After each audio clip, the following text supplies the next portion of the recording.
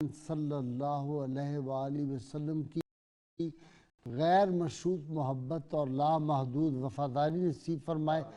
اللہ تعالیٰ کشمیر، فلسطین، برما اور ہندوستان کے مظلوم مسلمانوں کو آزادی عطا فرمائے۔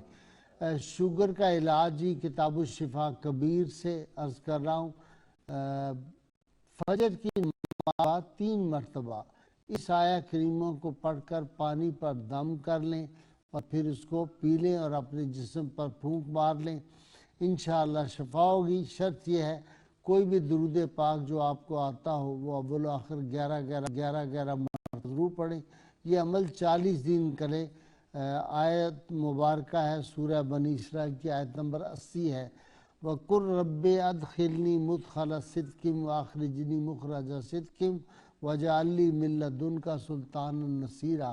یہ آیت مبارکہ پڑھیں، انشاءاللہ تعالیٰ اللہ شفا دے گا۔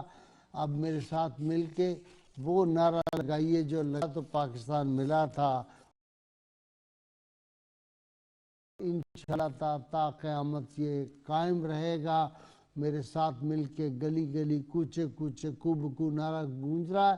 میرے تینوں مہمان بھی پاکستان کا مطلب کیا؟